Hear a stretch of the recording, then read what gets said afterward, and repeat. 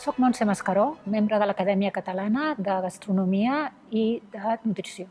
Em dedico ja des de fa anys a l'elaboració de vins, caves i destil·lats per tradició familiar i l'Acadèmia m'ha demanat si puc explicar quina és la funció de l'alambic dintre de l'elaboració de les begudes espirituoses.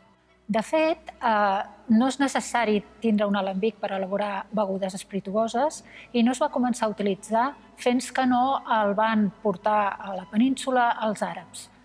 Els àrabs utilitzaven l'alambic no per elaborar productes per consum humà, sinó per perfumeria. Ells destil·laven els olis essencials de les fruites, de les flors, per a l'elaboració dels seus perfums.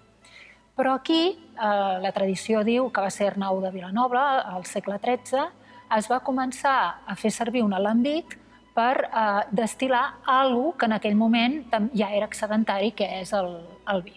Ell va anomenar el producte que va obtindre Aqua Vitae, aigua de vida. Des d'aquí, els alambics van viatjar cap a tota Europa i cap a Amèrica.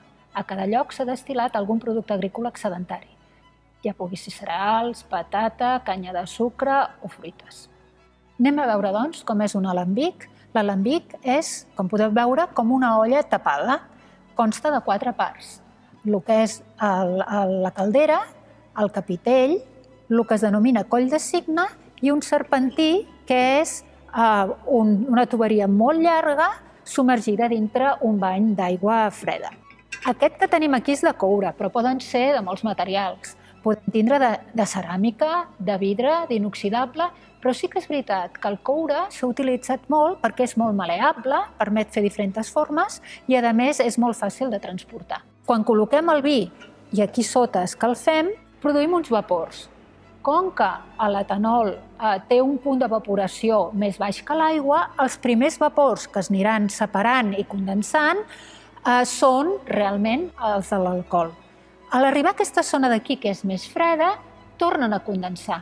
I, si tenen suficient grau alcohòlic, són capaços de saltar a través del coll de cigne i passar per l'alambic, refredar-se, amb la qual els podem recollir a la sortida com un destil·lat que no tindrà color, que tindrà un grau alcohòlic més alt que el que han posat a dintre la caldera i que haurà arrastrat, a més, uns aromes característics del producte que ja hem posat dintre de la caldera.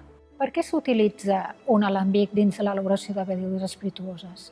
En primer lloc, per obtindre un destil·lat que manté les característiques diferents de cada matèria prima, de tal manera que podem tindre destil·lats de cereals que ens donaran el whisky, destil·lats de canya de sucre que donaran el rom o destil·lat de vi que acabarà sent un brandy. Però també es pot utilitzar l'alambic per aromatitzar una mescla d'alcohol i aigua amb algun botànic que posem a dins del calderí.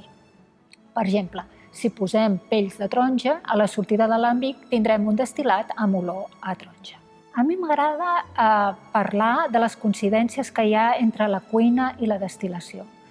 Es basen en 3 punts. El primer punt és la importància de la matèria prima. Ja sabem que un bon cuiner es preocupa molt de la matèria prima i igual passa amb el destil·lador. El destil·lat és una reproducció del que destil·lem.